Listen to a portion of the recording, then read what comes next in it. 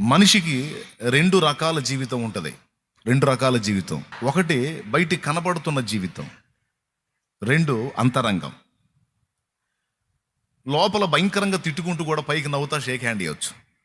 అవకాశం ఉందా లేదా మీరు చెప్పండి. ఎంతమంది ఒప్పుకుంటారు? లోపల చెడామడ తిట్టుకుంటా, అవునా? సింపుల్.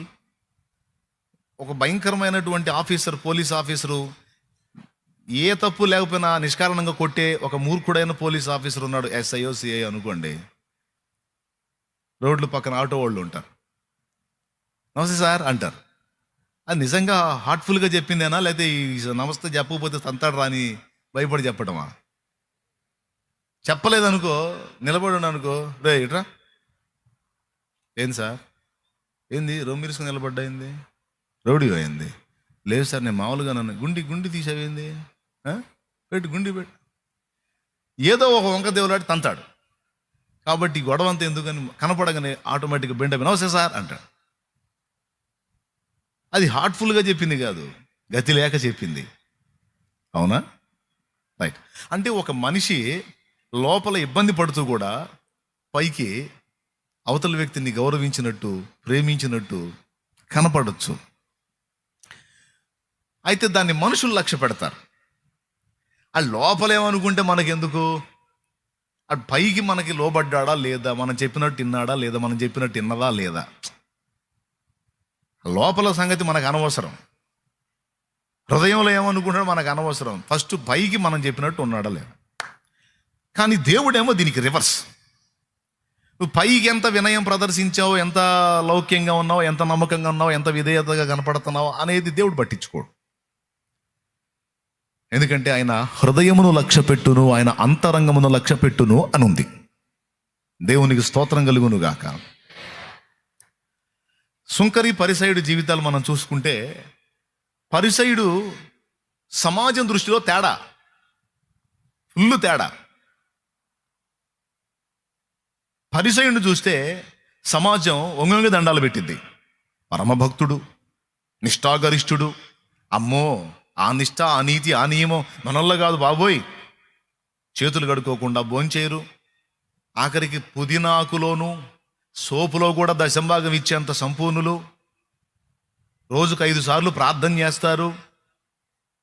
ఎక్కడ కూడా అపవిత్రత ఉండదో, చాలా పరిశుద్ధులు. పరిసయ్యులను చూస్తే జనం భలే రెస్పెక్ట్ ఇస్తారు. ఎందుకు? వాళ్ళ బాహ్య జీవితం అంత పర్ఫెక్ట్గా ఉంటుంది, వాళ్ళ బయట జీవితం అంత పర్ఫెక్ట్గా ఉంటుంది. బాగా వినండి తమ్ముళ్ళు, అందరూ వినండి. కానీ వాళ్ళ అంతరంగం ఎంత క్రూరంగా ఉంది, ఎంత భయంకరంగా ఉందంటే యేసు ప్రభు బయట పెడితే కానీ మనకు తెలియదు ఆ సంగతి. వాళ్ళ అంతరంగం ఎలా ఉంది, వాళ్ళ బయట జీవితం, లోపల జీవితాన్ని గురించి ప్రభు ఏమన్నాడు తెలుసా? అయ్యో వేషధారులారా అన్నాడు, మీరు సున్నం కొట్టిన సమాధులు అన్నాడు. సమాధిని పైకి గోరిని బాగా అలంకరించవచ్చు. కొన్ని సమాధులు చూస్తే, కొన్ని సమాధి తోటలు చూస్తే, అక్కడున్న నీట్నెస్ చూస్తే అటు నుంచి రాబుద్ధి కాదు. అది బొందలగడ్డ శ్మశానం అన్న ఫీలింగ్ కూడా ఉండదు మనకి. అంత శుభ్రంగా, అంత నీట్గా, సూపర్ ఉంటుంది. కానీ పైకి ఎంత అందంగా ఉన్నా ఆ బొందలగడ్డలో, ఆ సమాధిలో శృంగారించబడినటువంటి ఆ గోరి లోపల అస్థిపంజరమేగా, కుళ్ళిపోయినటువంటి మాంసం ఎముకలేగా. బాహ్యానికి మీరు ఇలా కనపడుతున్నారు కానీ మీ ఆంతర్యం ఇంత చండాలంగా ఉంది అని యేసు ప్రభు బయట పెడితే కానీ మనకు అర్థం కాల. ఇది మొదటి సంగతి. సుంకరి బయట జీవితానికి, సమాజం దృష్టిలో వాడు తేడా. కఠినంగా డబ్బులు వసూలు చేస్తాడు, దుర్మార్గుడు అనేటువంటి భావన ప్రజలకు ఉంటుంది. నేను చెప్తున్నా, రేపటి రోజున అందరి జాతకాలు తిరగబడే పరిస్థితి వచ్చింది. ఈరోజు పైకి పెద్ద మనుషుల్లాగా, గొప్ప భక్తులాగా, గొప్ప వ్యక్తులాగా, ఆత్మీయులాగా కనపడుతున్న వాళ్ళ బతుకులన్నీ రేపు బట్టబయలయ్యేటువంటి రోజు ఒక రోజు ఉంది. స్తోత్రం. తిరగబడిద్దని ఎందుకు చెప్పానో తెలుసా? ఈరోజు దరిద్రులుగా, ఈరోజు బలహీనులుగా, ఈరోజు చెంచలులుగా, అస్థిరులుగా ప్రస్తుతం మనం కనపడుతున్న వాళ్లే రాబోతున్న రోజుల్లో బలమైన పాత్రలై, క్రీస్తు కొరకు సాక్షులై భగ్గున మండే రోజులు రాబోతున్నాయి. ఈరోజు ఇక్కడ కూర్చున్న వాళ్ళు తాగుబోతోళ్ళు ఉండొచ్చు, వ్యభిచార పాపంలో ఉన్నోళ్ళు ఉండొచ్చు, మాదక ద్రవ్యాలకు అలవాటు పడిన వాళ్ళు ఉండొచ్చు. మొత్తానికి ఎవడో తీసుకొస్తే వచ్చి కూర్చోవచ్చు. ఈరోజు అతడు బలహీనుడే అయి ఉండొచ్చు. కానీ ఈరోజు ఈ సుంకరే, ఈ పాపే, ఈ వేస్తే రేపు మనం ఊహించనంత ఆత్మీయ మెట్టులోనికి వెళ్ళిపోయి మనకే సమాధానం చెప్పే స్థాయికి వెళ్ళొచ్చు. అలాంటి కదలికని దేవుడు వారి జీవితాల్లో తీసుకొని రావచ్చు. మనం ఎప్పటికీ మారరు అనుకున్న వాళ్ళ బ్రతుకులు ఆశ్చర్య రీతిలో మారిపోవచ్చు. ఈరోజు ఎంతో భక్తిగా, ఎంతో ఆత్మీయంగా, అసలు దేవుడి కోసమే జీవితం, దేవుడి కోసమే ప్రపంచం అని బతుకుతున్న వాళ్ళు రేపటి రోజున ఈ సెగ దెబ్బకి సర్దుకొని లోకంలో కలవచ్చు. ఈ పత్యాల దెబ్బకి తట్టుకోలేక లోకంలో కలవచ్చు. పసికర్లు వచ్చినోడికి కూడా లేవు ఇన్ని పత్యాలు. అవి చూడకూడదు, ఈ చూడకూడదు, అట్టు ఉండకూడదు, ఇట్టు ఉండకూడదు. మళ్ళీ ఏ ఆజ్ఞలు లేవంటారు, అన్ని కండిషన్లు పెడతారు. అసలు ఏ ఆజ్ఞలు లేవంటారు, అన్ని నియమాలు పెడతారు. కొంతమంది ఇందులో ఉన్న నీతి నియమాలను తట్టుకోలేకనే వేరే వాటికి వెళ్ళిపోతున్నారు. అందులో అయితే ఫ్రీ బర్డ్, ఏం చేసుకున్నా తప్పులేదు, ఏమైనా చేసుకోవచ్చు. ఎందుకంటే లీడింగ్లో ఉన్నవాళ్ళే ఆ పనులు చేశారు. అర్థమైందా? ఇప్పుడు నేను లోకంలో ఉన్నప్పుడు నా జీవితం ఎట్టబడితే అట్టుంది. కారణం ఏంటో తెలుసా? నేను మాదిరిగా పెట్టుకున్న వాళ్ళు వాళ్ళ లైఫ్లు కూడా వంకరలుగా ఉన్నాయి. యథా రాజా తథా ప్రజ, యథా గురువు తథా శిష్య, యథా దేవ తథా భక్త. నేను మొక్కిన వాళ్ళ జీవితాలు అంతే ఉన్నాయి, నా బతుకు అంతే ఉంది. అంటే మాదిరి పర్ఫెక్ట్గా లేనప్పుడు ఆ వంకర టెంకర మాదిరిని మనం తీసుకుంటాం. కానీ యేసు ప్రభు దగ్గరికి వచ్చేటప్పటికి మాదిరి సూపరో పర్ఫెక్ట్గా ఉంటుంది. దాన్ని రీచ్ అవ్వాలంటే శిఖరాగ్రం పర్వతం కనపడుతుంటుంది. కానీ పరిశుద్ధాత్మ సహాయంతో మనం ఎక్కగలం ఆ ఎత్తైన కొండ. దేవుని సహాయంతో మనం ఎక్కగలం ఆ కొండ. కానీ కొంతమంది విశ్వాసులు ఇప్పుడు భక్తిపరులుగా ఉన్న వాళ్ళకి రాను రాను ఒకవేళ అబ్బో ఇది కష్టమని సర్దుకోవచ్చు, లేదా కొన్ని శ్రమలకి సర్దుకోవచ్చు, లేదా కులాలకు భయపడి సర్దుకోవచ్చు, లేదా ధనాపేక్షకు లోబడి సర్దుకోవచ్చు. ఇప్పుడు భక్తులుగా ఉన్న వాళ్ళు తర్వాత ఏమవుతారో తెలియదు. ఇప్పుడు భక్తిహీనులుగా, చెంచలులుగా, అస్థిరులుగా, బలహీనులుగా ఉన్న వాళ్ళు రేపు క్రీస్తు కోసం అవసరమైతే ప్రాణమైన పెట్టేంత భక్తిపరులు కావచ్చు. ఎందుకంటే కొంతమంది నేను చూశాను, నేను 2 రకాల వ్యక్తులను చూశాను. అబ్బా వీడు చాలా భక్తిపరుడ్రా అని ప్రజలు బిల్డప్ ఇచ్చారు. అబ్బో మౌలాత్మీయుడు కాదు అన్నోడు లోకంలో కలవటం చూశా. వీడు ఎదవ పరమచండాలుడు అన్నోడు దేవుని మార్గంలోకి వచ్చి దేవుని సేవకుడు అవటం కూడా చూశా. ఇక్కడ మనం గమనించాల్సిన విషయం ఏంటంటే, ఇప్పుడు ఇంతకు మాకు నువ్వు ఏం చెబుతున్నావు అనే డౌట్ వచ్చింది కదా మీకు. అందుకే చెబుతున్నాను, మనం చూసే వ్యక్తుల్ని కానీ ఆఖరికి మనల్ని మనం చూసుకునే విధానంలో కూడా మనకి కొంచెం స్పష్టత ఉండాలి. మనం బయటికి ఎలా ఉంటున్నాం, మన పర్సనల్ లైఫ్లో ఎలా ఉంటున్నాం, దేవుడు దేన్ని సీరియస్గా తీసుకుంటాడు, రేపు న్యాయపీఠం ముందుకు వెళ్ళినప్పుడు దేన్ని బట్టి మనల్ని లెక్కడుగుతాడు అనే ఇంకితం మనకు ఖచ్చితంగా ఉండాలి. ఇక్కడ ఫస్ట్ పాయింట్ ఏంటంటే, బయట జీవితం శుభ్రంగా ఉంచుకోవటం మంచిది కాదని నేను అనను, కానీ ఆంతర్యాన్ని కూడా పవిత్రంగా ఉంచుకోవటానికి మనం పోరాడాలి, ప్రయాసపడాలి, సాధన చెయ్యాలి. నా మనస్సాక్షి దేవుని ఎదుట నిర్మలమైనదిగా ఉండునట్లు నేను జాగ్రత్త పడుతున్నాను అన్నాడు పౌలు. అర్థమైందా? అంటే అందులో ఏ కల్మషం లేకుండా అది నిర్మలంగా ఉండేటట్టు నేను జాగ్రత్త పడుతున్నాను అంటున్నాడు. ఇప్పుడు సహోదరుల విషయంలో కావచ్చు, సహోదరుల విషయంలో కావచ్చు, ఎక్కడైనా ఏ విషయాల్లో అయినా మనం కాసేపే ఈ భక్తి కార్యక్రమం కూటం అయిపోయింది, తెల్లారిద్ది, ఆ కూటం కూడా అయిపోయింది. ఇక బైబిళ్ళు సంఖలో పెట్టి చలో వెళ్తాం. వెళ్ళిన తర్వాత ఇక మనం 6 రోజులు లోకంలో జీవిస్తాం. లోకంలో జీవించినప్పుడు మన హృదయం, దాని యొక్క విధానం, దాని యొక్క ప్రవర్తన ఎలా ఉందో మనం పసిగట్టాలి. ఎప్పటికప్పుడు వెరిఫికేషన్ చేసుకోవాలి మన హృదయాన్ని. ఎందుకంటే దేవుని వాక్యం స్పష్టంగా చెప్పింది, హృదయము అన్నింటికంటే మోసకరమైంది, అది ఘోరమైన వ్యాధి గలది. ఆయనేమో హృదయం అన్నింటికంటే మోసకరమైంది, ఘోరమైన వ్యాధి గలది అని రాయించాడు. నేను దాన్నే లక్ష్య పెడతా అన్నాడు. నాకు అదే ఇంపార్టెంట్ అన్నాడు.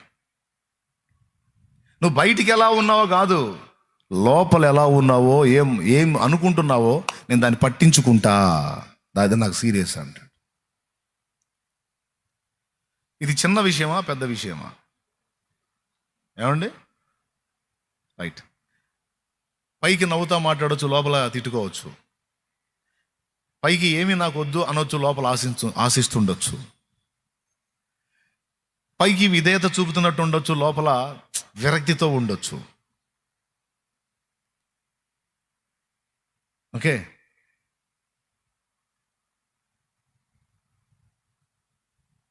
పైకి కోడల్ని ప్రేమిస్తున్నట్టే ఉండొచ్చు, లోపల ద్వేషాన్ని కలిగి ఉండొచ్చు. పైకి అత్తగారి ముందు షో చేస్తున్నట్టు, అత్తగారంటే అభిమానం ఉన్నట్టు షో చేయొచ్చు, లోపల దీన్ని ధనంజయ అనుకోవచ్చు. మాట వరుస చెబుతున్నా, దేవునికి స్తోత్రం, హల్లెలూయా. ఏదైనా నవ్వుతారు, ఎప్పుడు వచ్చింది ముసిలి చావట్లేదు అని అనుకోవచ్చు. భక్తి సాధన చేయాలనుకున్న ప్రతి ఒక్కరికి, ఇదిగో దీన్ని బ్యాలెన్స్ చేసుకోవటం నంబర్ 1 అవసరము అని చెప్తున్నా. నంబర్ 1లో ఉండాలి ఈ పాయింట్ అని చెప్తున్నాను నేను. ఎందుకంటే అది కూడా చెప్తున్నా, మన హృదయం యొక్క తీరును బట్టి, మన హృదయం యొక్క విధానాన్ని బట్టి దేవుడు మనకిచ్చే ఫలాలు ఆధారపడి ఉంటాయి. అందుకు ఈ మాట చెప్తున్నా నేను. మన హృదయం యొక్క విధానాన్ని బట్టి దేవుడు మనకిచ్చే ఫలాలు, ఆశీర్వాదాలు ఆధారపడి ఉంటాయి. కొంతమంది ఉంటారు, ఒకడు కనపడ్డప్పుడేమో వాడి దగ్గర 2 ఏళ్ళు ఎంతరా, 2 ఏళ్ళు 3 ఓకే నీ 3 కరెక్ట్ అంటాడు. ఇంకోటి దగ్గరికి పోయి వాడు 2 ఏళ్ళు 4 అంటే నీ 4 కూడా కరెక్టే అంటాడు. అంటే యథార్థత ఉండదు. ఉంటే 3 లేకపోతే 4. కొంతమంది హృదయం ఎలా ఉంటుందో తెలుసా? 3 దగ్గరికి పోయి 3 అంటాడు, 4 దగ్గరికి పోయి 4 అంటాడు. ఇందులో ఇంకోటి 5 తగిలాడు అనుకో, 5 2 5 పర్ఫెక్ట్ 5 అంటాడు. అంటే యథార్థత లేని హృదయం. హృదయంలో ఎన్ని రకాల షేడ్స్ ఉంటాయో బైబిల్ చెప్పింది. అర్థమైందా? ఎన్ని రకాల షేడ్స్ ఉంటాయో. అన్యాయం ఉంటుంది హృదయంలో, న్యాయం ఉండదు. సొంత వాళ్ళని ఒక రకంగా, బయట వాళ్ళని ఒక రకంగా. దేవునికి స్తోత్రం. కుటుంబ సభ్యుల్ని కూడా, తన కన్న బిడ్డనైతే ఒక రకంగా, బయట తల్లి కన్న బిడ్డనైతే ఇంకో రకంగా. ఏముంది, సమాజం అంతా అంతే ఉంది, నేను కూడా అంతే ఉన్నాను అనుకుంటాను. కానీ కాదు. హృదయంలో ఉన్నటువంటి భేదం దేవుడు చూస్తాడు. దేవుడు చూసి దానికి తగ్గ ఫలితాలే నీకు నాకు ఇస్తాడు అనేది మనం గ్రహించాలి. నా హృదయంలో, మీ అందరి హృదయాల్లో ఆదాము సంబంధిత వ్యాధే ఉంది. మన అందరి హృదయాల్లో ఆదాము సంబంధిత వ్యాధే ఉంది. ఎందుకంటే అక్కడి నుంచి వచ్చాం కాబట్టి. నేనేం సాధన చేస్తానంటే కపటపు నడత నా దగ్గర ఉండొద్దు అని నేను కోరుకుంటా. కపటపు నడత ఏదన్నా ఉంటే యథార్థంగా ఉండాలి,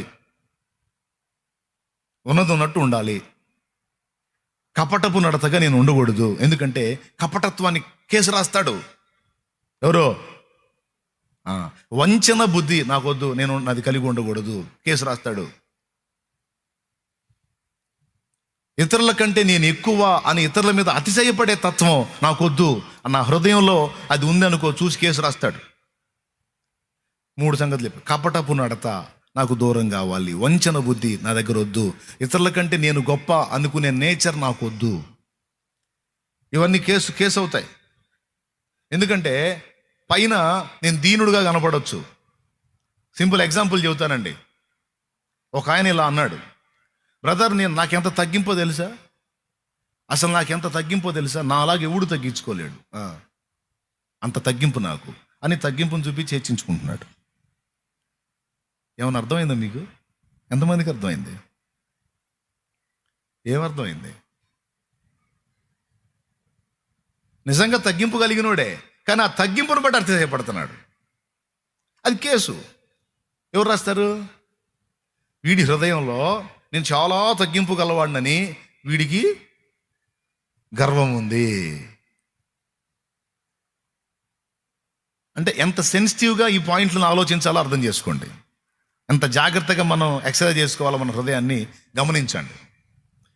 నా మట్టుకు నేను దేవుని వాక్యాన్ని చదివి నా జీవితంలో నా హృదయ ఆలోచనల్లో చాలా వరకు అలా బ్యాలెన్స్ చేసుకోవడానికి నేను ఇష్టపడుతున్నాను. అదే మీకు బోధిస్తున్నా. సాటి మనిషి పట్ల ప్రేమ, త్యాగబుద్ధి, ఏమండి, చేసిన దానిలో యథార్థత, కపటం లేకుండా ప్రేమించటం, ఉన్నది ఉన్నట్టుగా నడుచుకోవటం, ఇవన్నీ మన హృదయంలో మనం సాధన చేసామనుకో దేవుడు మనకి ఇచ్చేటువంటి ఆశీర్వాదాలు కూడా ఖచ్చితంగా అలానే ఉంటాయి.